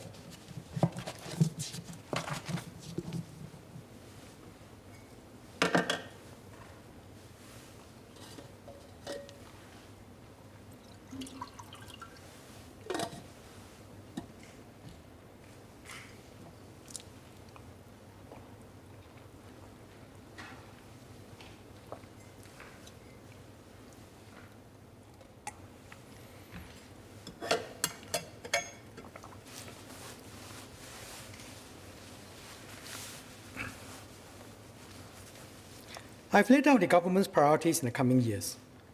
First, to continue providing relief in the immediate term. Second, to invest strategically for growth and press on with our economic transformation in the medium term. And lastly, to lay the groundwork to position Singapore for the long term and build a caring and sustainable home for all. Our fiscal approach must strike a careful balance between addressing our immediate needs and meeting our longer-term structural needs in a responsible manner. In the immediate term, running a fiscal deficit to support targeted relief is warranted, considering the unprecedented impact of COVID-19. In the longer term, COVID-19 has not changed the fundamental drivers of our fiscal trends. With our aging population and maturing society, our recurrent needs in areas like healthcare and other social spending will continue to rise. We must meet these structural needs in a disciplined and sustainable way. Hence, beyond this crisis, we must return to running balanced budgets. It was fiscal prudence and discipline that allowed us to accumulate our national reserves, which has enabled us to respond decisively to this crisis. Let me now explain our strategies to balance between our immediate and long-term needs. In the last financial year, FY 2020, we were expecting to draw up to $52 billion from past reserves. With the effective response of our people and businesses in adapting to the changing situation, we have been able to bring the pandemic largely under control. Hence, our requirements for some areas, such as public health, turned out to be lower than what was provided for. Of the $52 billion, we expect to utilize $42.7 billion of past reserves. This means that $9.3 billion is not expected to be used in FY 2020. In FY 2021, we are committing $11 billion for the COVID-19 resilience package to tackle the immediate and extraordinary challenges that COVID-19 continues to pose. This package is needed to safeguard public health and support our people and businesses. Given the extraordinary and temporary nature of these measures, the government proposes to fund the COVID-19 resilience package through a draw on our past reserves. Putting together the proposed draw of up to $11 billion in FY 2021 and the $42.7 billion of past reserves that we now expect to draw in FY 2020, the total expected draw on past reserves over FY 2020 and FY 2021 will be up to $53.7 billion. I'll reread that. Putting together the proposed draw of up to $11 billion in FY 2021 and the $42.7 billion of past reserves that we now expect to draw in FY 2020, the total expected draw on past reserves over FY 2020 and FY 2021 will be up to $53.7 billion. This is a net increase of $1.7 billion from what we expected to draw from past reserves to respond to the crisis. The President has given her in-principle support for the proposed draw of up to $11 billion on past reserves in FY 2021 to continue the provision of public health care and relief measures in the coming financial year. Once again, I thank the President for her support. This is the second consecutive financial year where we will be drawing on our past reserves. This is necessary, given the exceptional circumstances we are in. We are extremely fortunate to be able to tap on our strategic assets and deploy the resources required to deal decisively with COVID-19 and the considerable uncertainties that lie ahead. We should never take our reserves for granted. In the coming years, our fiscal situation is expected to be tighter. Prior to COVID-19, we were already expecting a structural increase in our recurrent spending needs, especially in areas such as healthcare. We have tripled our government spending on healthcare within a decade, from $3.7 billion in FY 2010 to $11.3 billion in FY 2019. Fellow Singaporeans have often expressed the desire to better care for our seniors with quality yet affordable health and aged care services. This is possible only if we can muster the resources to do so. As our needs grow, we must plan for the resources to fund this and target the spending in a fair and effective way. COVID-19 has also raised economic uncertainties for citizens and workers, which calls for stronger social safety nets to protect those who are disadvantaged or more vulnerable.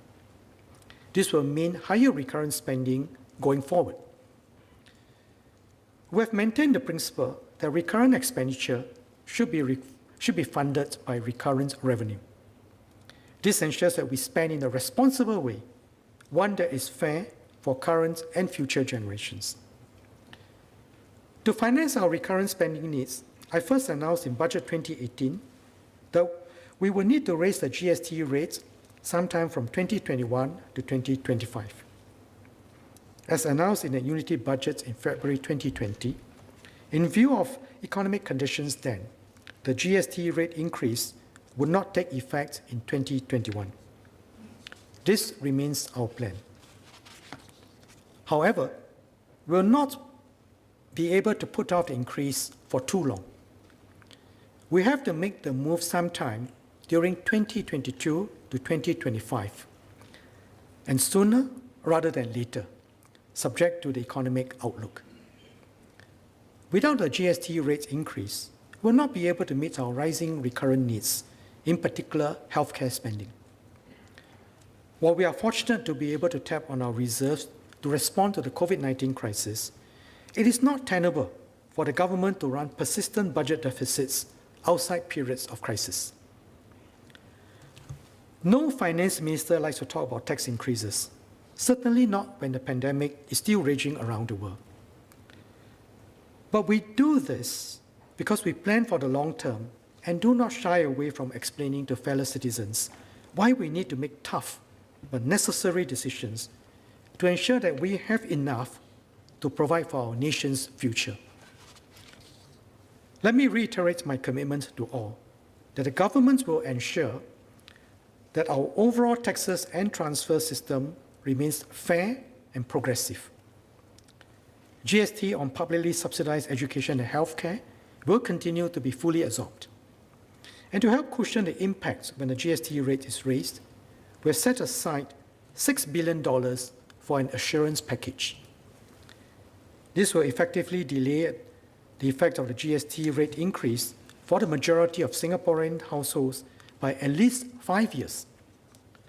For lower-income Singaporeans, the offset will be even higher, with those living in 1 to 3 room HDB flats receiving about 10 years' worth of additional GST expenses incurred. Over and above the transitional support, we already have the permanent Gst Voucher Scheme to defray GST expenses for lower and middle-income households. This is a permanent feature of our system and will be enhanced when the GST rate increase takes place.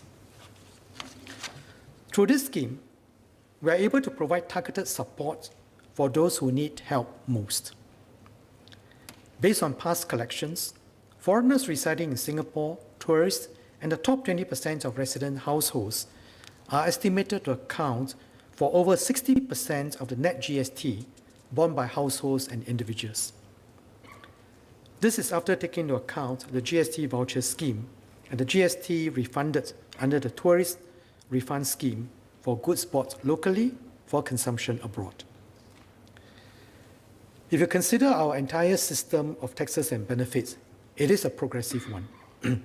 In 2020, the top 20% of Singaporean households paid 56% of the taxes and received 11% of the benefits, whereas the bottom 20% paid 9% of the taxes and received 27% of the benefits. At the same time, our tax system must remain resilient to withstand shocks. We are mindful of international tax developments and the downside risk to our revenues.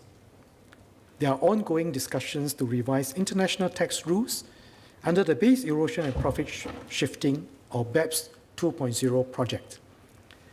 These proposals will adversely impact our corporate income tax revenues. As I've mentioned in this House previously, we are actively involved in these talks. If and when international tax rules are changed, we will consider if adjustments are required to our corporate tax system accordingly in consultation with the industry. One aspect of a fair and resilient tax system is ensuring a level playing field for our local businesses vis-à-vis their overseas counterparts. This is especially relevant as e-commerce for sales of goods and services is growing. In Budget 2018, I announced the extension of GST to imported services from 1st January 2020. I also shared that we will be reviewing international developments on how GST can apply on imported goods. Today, lower-value goods imported via air or post are not subject to GST to facilitate clearance at the border. In contrast, GST is paid on such goods purchased in Singapore. Several jurisdictions, including Australia, New Zealand, and the European Union, have implemented or announced plans to implement the equivalent of GST on such goods. I will hence extend GST to imported low-value goods with effect from 1st January 2023. This change, together with the change announced in Budget 2018, will ensure a level playing field for our local businesses to compete effectively. Overseas suppliers of goods and services will be subject to the same GST treatment as local suppliers. IRIS will continue to work with the industry to ensure smooth implementation for the change. I will also make some tax adjustments to support businesses and to maintain the competitiveness and resilience of our tax system. The details of these tax changes are in the annex.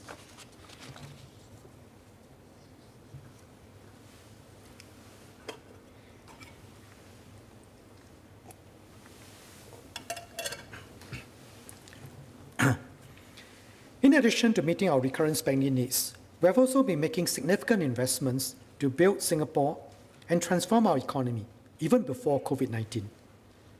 I shared in previous budgets that the government is exploring the use of borrowing to finance major long-term infrastructure that benefit current and future generations.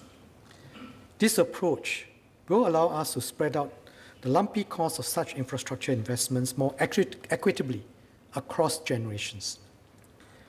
Having studied this extensively, the government intends to issue new bonds under a proposed Significant Infrastructure Government Loans Act, or SINGA for short, SINGA. The government will table a bill in Parliament later this year. These new bonds will allow a fair and efficient way of distributing the fiscal responsibility. Fair, because these payments are borne by the generations who will directly benefit from the improved infrastructure. Efficient, because they allow us to benefit from the current low interest rates environment. Prior to this, the government has been issuing bonds to develop the domestic debt market and meet the investment needs of the CPF for Singaporeans' retirement. With the proposed SINGA legislation, the government will now issue bonds for an additional purpose of financing major long-term infrastructure. The government will use SINGA borrowing proceeds in a prudent and transparent manner. These proceeds will be used to finance assets that are crucial to Singapore's long-term development and sustainability. This will include new MRT lines and infrastructure to protect ourselves against rising sea levels. As a safeguard, we'll set a limit of $19 billion for borrowing under SINGA. This is based on the expected pipeline of major long-term infrastructure projects over the next 15 years. We will also include other safeguards in legislation, which will be open to parliamentary and public scrutiny. We have briefed the President and obtained her in-principle support for the use of government borrowing to finance major long-term infrastructure. More details will be provided when the bill is presented in Parliament later this year. I've spoken about our approach for the immediate COVID-19 resilience package and our differentiated approach to address recurrent needs through recurrent revenues and borrowing to finance major long-term infrastructure. How we recover from COVID-19 in the next few years is critical. It will determine our nation's long-term success. Beyond dealing with its immediate impact, we are making significant investments to position Singapore for our next bound of growth in the post-COVID-19 world.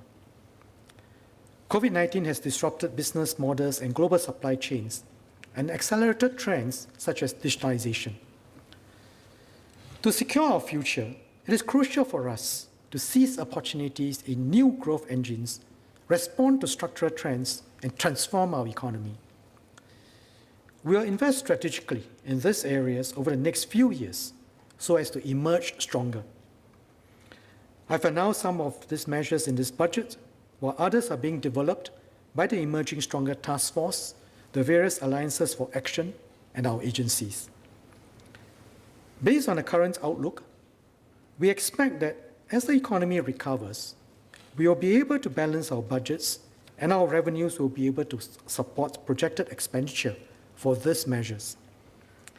This assessment assumes that the global COVID-19 situation comes under control by next year, enabling economic recovery. However, if the global public health and economic outlook worsen, we may not be able to do so. We have carefully thought through the different scenarios. While we expect economic recovery in Singapore and globally, there is a wide cone of uncertainty. Even if the economic and fiscal situation turns out to be worse than expected, we must still press on to invest in new areas so as to ride on the structural changes, transform and emerge stronger as an economy and as a people. Should the public health and economic situation deteriorate and the need arise, the government will seek the President's consideration for the use of past reserves to support these economic investments to ensure Singapore emerges stronger from this crisis. We have briefed the President on the government's strategy and contingency plan in the event of a prolonged impact of the pandemic on the economy.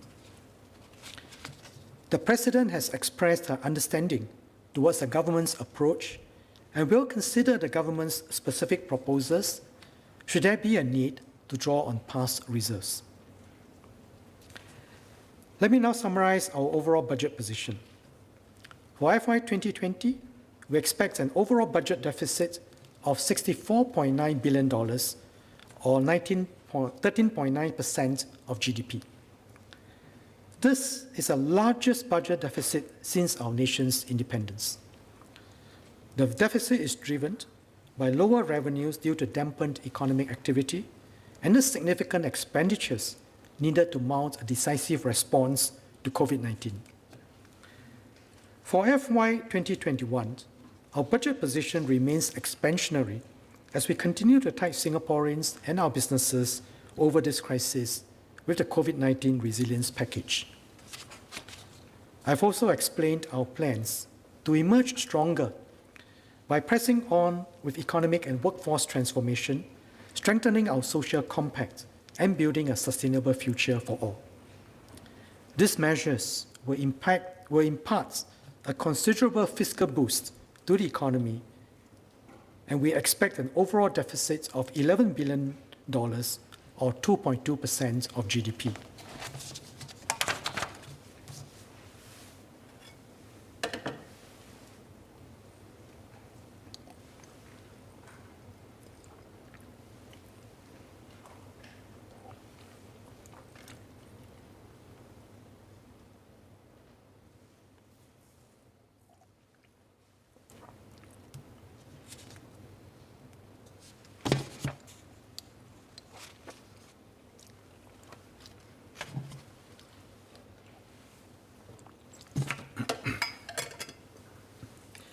Mr. Speaker, sir, let me say a few words in Mandarin before I conclude in English. 去年 Last year, the government committed a total of almost $100 billion for relief measures to deal with the pandemic. This has helped to dampen the impact caused by the depression and plays a significant role in protecting our health, our enterprises, and our livelihood. Although the vaccine has arrived, various parts of the world are still facing the impact of the pandemic. The road to recovery is bumpy and full of uncertainties. The government will set aside $11 billion this year for a COVID-19 resilience package to continue helping our people and the sectors which are severely affected by the pandemic. First, to protect the health of our people, including the promotion of the vaccination process, I urge everybody to take the vaccination to protect yourself and the people around you. To assist the enterprises which are continuously pressurized, the government will once again extend the job support scheme. For the sectors which are most seriously affected, such as the aviation, aerospace, and the travel industries, the support scheme will be extended for another 6 months. Other sectors such as retail, cultural and arts, F&B, and environments, the extension will be for another 3 months. The most severely affected sectors, like aviation industry, the land transport industry, cultural and arts industry, will receive additional assistance to help them maintain their core capabilities. The COVID-19 has also accelerated the emergence of major structural changes and opened up new cooperation and competition arenas. For this, I will set aside $24 billion to encourage the enterprises to innovate, transform, and capture the opportunities brought about in the regional and global markets to create good employment opportunities for our people. The government will enhance the connectivity between Singapore and this region, as well as the whole world, promoting the logistic flow of goods, talents, data, etc. At the same time, the government will also provide various platforms and encourage more enterprises to venture into the regional markets and enhance regional cooperation. The government will also launch and extend a whole series of funds, investments, and subsidies projects to assist the enterprises in financing and help them to transform and expand their businesses. In order to encourage our people to upgrade their skills, helping the enterprises to re-engineer their skills, their jobs, the government will extend SG United Employment and Skills Upgrading Package and a Skills Conversion Scheme. On the other hand, we will also raise the salaries of our nurses and part of the medical staff to affirm their efforts and to attract more talents to join this meaningful industry. I would like to take this opportunity to express my heartfelt and profound appreciation and gratitude to the medical team for their brave fight against this pandemic over the past 1 year. The government will continue to construct a more loving and inclusive society to cater for the needs of various groups of people. I will launch a $900 million family support package to provide our people with additional short-term relief. This includes a once-off GST coupon, cash special subsidy, and the CDC assistance coupon. For the next 2 years, the government will also set up social contact stations all over the island. This will benefit more talents in the rental flats. In addition, I hope that everybody will carry on with the SG Together spirit to encourage more people to give back to society and support charitable activities. We want to ensure Singapore's sustainability and build a green home for generations of Singaporeans. The government will work together with the people to promote a Singapore Green Plan to deal with climate change. We will also strongly promote the construction of electric vehicles charging facilities to better support the future development of electric vehicles and to reduce carbon emission. To encourage people to use less of their car, the petrol prices, taxes will go up, but the government will give all sorts of rebates to alleviate the burden of the people. All in all, our financial space will be further tightened. We must balance the needs between our short-term and our long-term development needs. I mentioned last year that I will not raise the GST rate in 2021. However, in order to meet our economic expenses, the raise in GST rates cannot be put off for too long. It has to be adjusted during the period from 2022 to 2025, and it should be implemented sooner rather than later. As for the specific timing, we will decide based on our economic prospect. The government will also introduce a significant infrastructure government loan bill in Parliament this year in order to facilitate financing for our long-term infrastructure projects. This will not only enable people of many generations to jointly bear the funding of infrastructure projects to avoid substantial increase in taxes, but also to embody the values of collective responsibility. In this budget year, we will once again draw on our past reserves to launch our resilience package to deal with COVID-19. This is a very difficult decision. Our past reserves are the blood and sweat money accumulated by various generations of our people. Therefore, we must cherish it and carefully put it to good use. Once again, I'd like to thank President Halimah for in-principle approval for further use of our past reserve. Over the past 1 year, our people exhibited the spirit of mutual caring and collectively fought against the pandemic. Our forefathers prudently guarded our finances, worked hard and saved for the rainy days ahead. This is critically important and effective. These values guided us to manifest our united and resilient spirit, and for this noble spirit to be sustained, we need the mutual trust between our people and the government. Not only within our own country, if Singapore were to continue to be successful, we need to build up the trust with various countries in the world and to collectively look for solutions to our future challenges. Let us put our hearts together and emerge stronger to build up an even better future for our children and their children. At the same time, build up Singapore to be a bright red spot that commands the trust of all the countries in the world on the global stage. Because I'll now conclude in English. The first thing I must say is a heartfelt thank you. Thank you to the practitioners in our social, business, tax, and academic communities for your very useful insights during our consultations, and also to our labour movement and tripartite partners.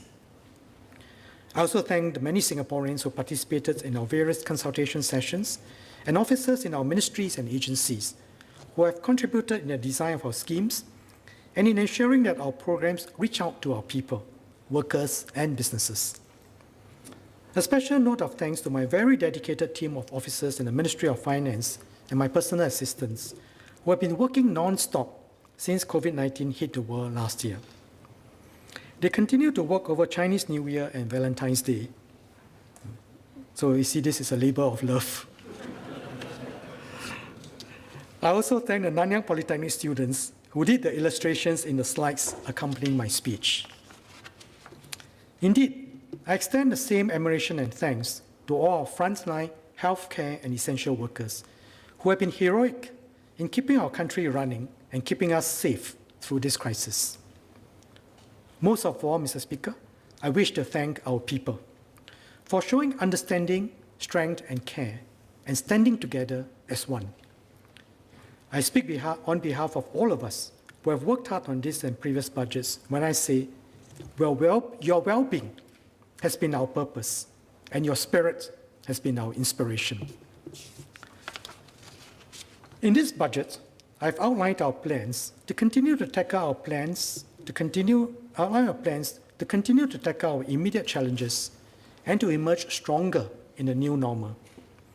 The COVID-19 resilience package to reopen safely and sustain the momentum of our recovery.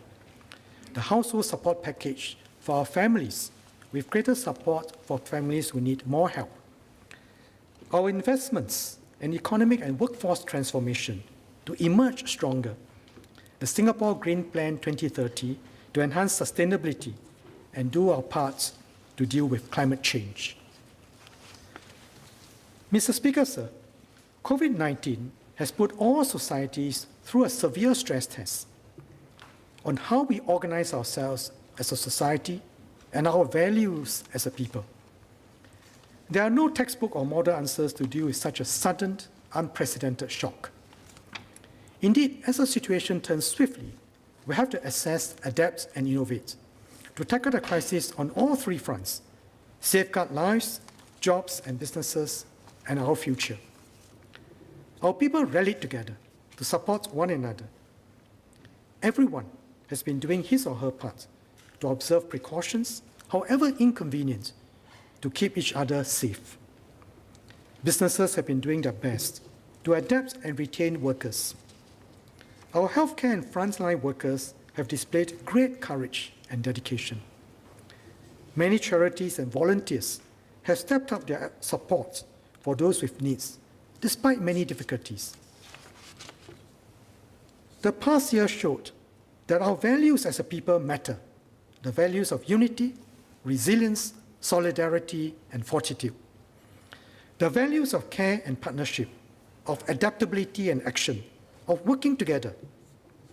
Our whole of society response is greater than the sum of its parts.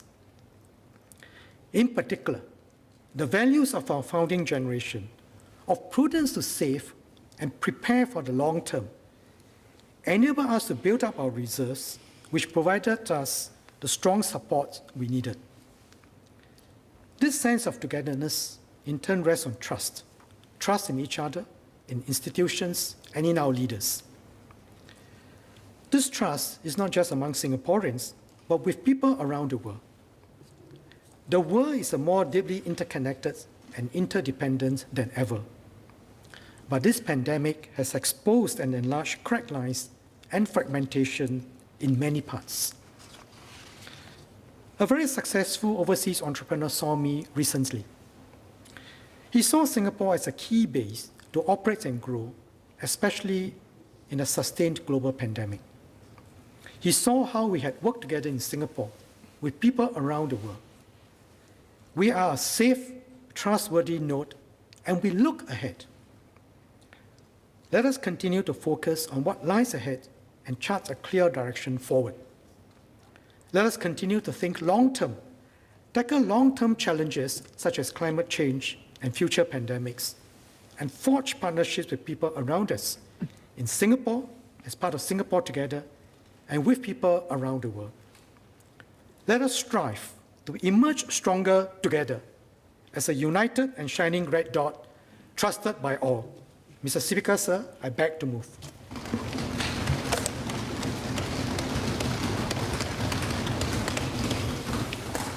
The question is that Parliament approves the financial policy of the government for the financial year 1st April 2021 to 31st March 2022. In accordance with paragraph 1 of Standing Order number 89, debate now stands adjourned. Debate to be resumed on what day?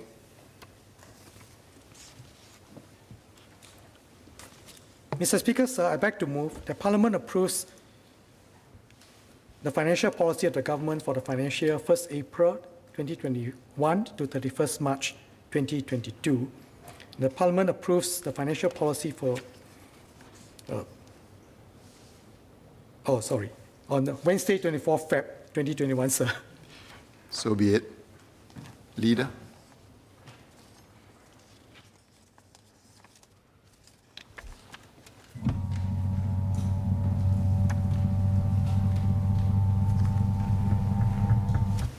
Mr. Speaker, I beg to move that Parliament do now adjourn to 12 noon on Wednesday, 24th February 2021.